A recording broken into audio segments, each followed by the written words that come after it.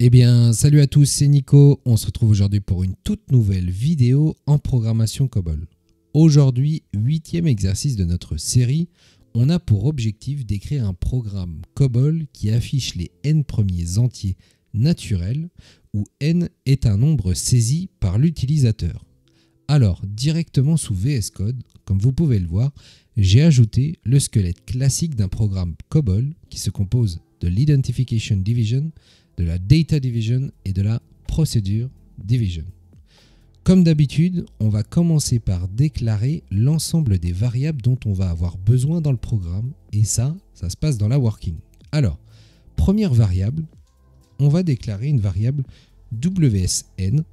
Cette variable, elle va permettre de stocker le nombre entier positif que l'utilisateur va saisir. On peut la déclarer en pic S9 de 5 et que l'on va initialiser à 0. Le S indique que ça va être une variable signée, ça va nous permettre de contrôler le fait que la valeur saisie soit bien positive.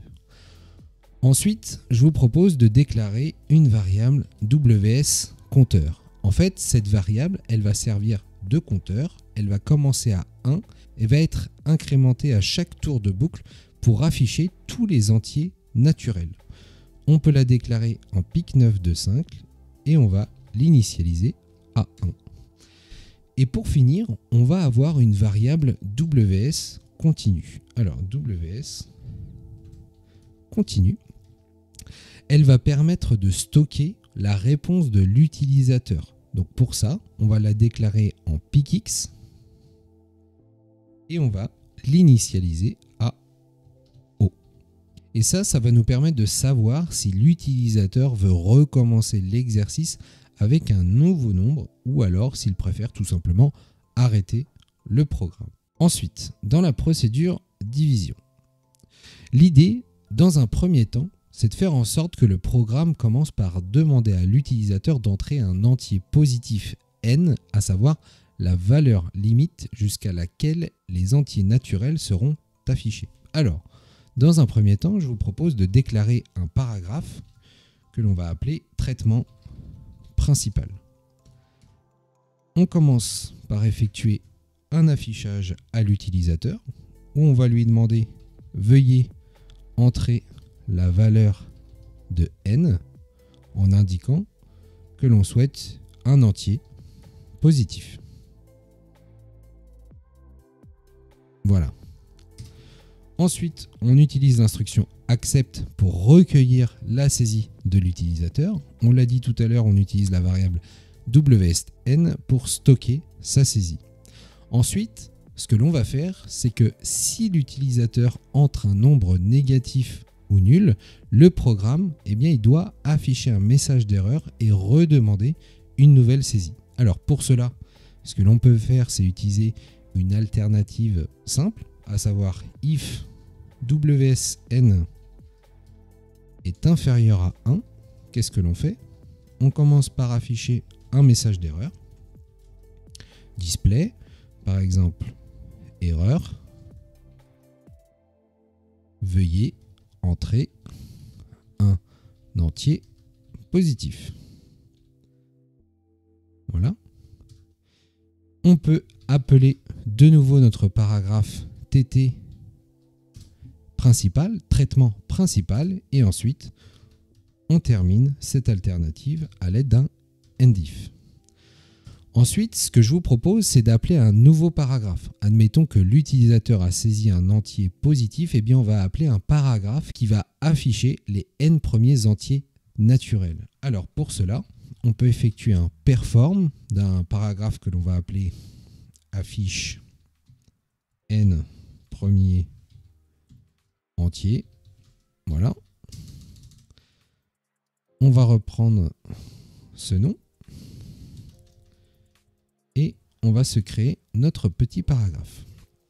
Alors, à l'intérieur duquel, on peut effectuer un move 1 pour initialiser notre compteur, WS compteur. Et ensuite, on va utiliser une boucle perform until WS compteur est strictement supérieur à WSN. En fait, on va effectuer un certain nombre d'actions tant que le compteur n'est pas strictement supérieur à la valeur saisie par l'utilisateur.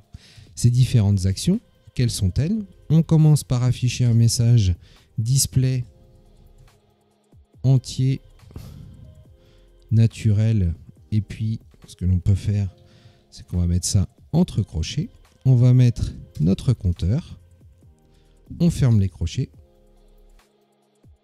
hop, et on affiche WS compteur. Voilà. Ensuite, on n'oublie pas évidemment d'incrémenter notre compteur, donc add 1 to WS compteur. On clôture cette boucle à l'aide d'un end perform. Voilà. Parfait. Donc l'idée, qu'est-ce que c'est? C'est que là, on affiche un message à l'utilisateur. Veuillez entrer la valeur de n entier positif. On recueille cette saisie. Si la valeur saisie est négative ou nulle, on affiche un message erreur, veuillez entrer un entier positif. Et on appelle à nouveau le paragraphe traitement principal.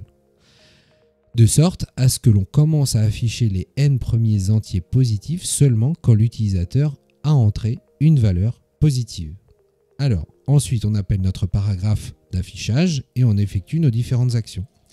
Après avoir affiché les entiers naturels, on va faire en sorte que le programme demande à l'utilisateur s'il souhaite entrer un autre nombre et recommencer l'opération. Alors, pour cela, on va effectuer un display. Voulez-vous essayer avec un autre nombre? Et on va lui préciser au n. Voilà.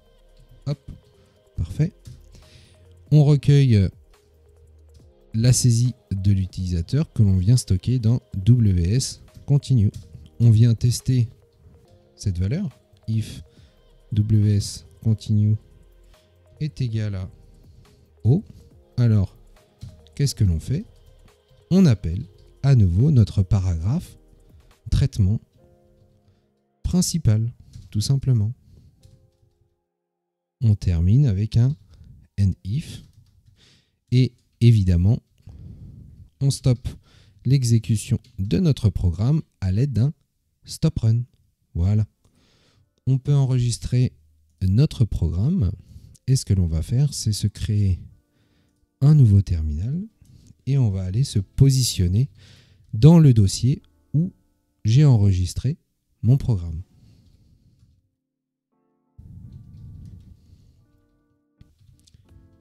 Hop, on vient compiler notre programme à l'aide de copc-x. Ensuite, le nom de notre programme exercice 8 avec l'extension .cbl. Et ensuite, pour exécuter le programme, / le nom de notre programme sans l'extension .cbl. Veuillez entrer la valeur de n, par exemple 9. Entier naturel, donc on a l'ensemble des entiers naturels à partir de 1 jusqu'à la valeur saisie par l'utilisateur, à savoir 9. Admettons que l'on veuille saisir une autre valeur. On tape O en majuscule. Veuillez entrer la valeur de n. On va taper 25 par exemple. Et voilà, on a l'ensemble des nombres entiers positifs de 1 jusqu'à 25. On peut également tenter autre chose, c'est de saisir un nouveau nombre, mais ce coup-ci négatif, moins 60 par exemple. Hop, on nous indique erreur, veuillez entrer un nombre entier positif et la boucle redémarre, veuillez entrer la valeur de n. Et bien voilà, on en a terminé pour cet exercice qui vous permet d'afficher les n premiers entiers naturels suivant la saisie d'un utilisateur. Si vous voulez en savoir plus sur ces notions, je vous invite à aller consulter notre site From Zero to Cobol. En attendant, si vous avez apprécié cette vidéo, n'hésitez pas à lâcher les pouces bleus, les abonnements, les commentaires. On se dit à très vite pour une prochaine vidéo. Ciao!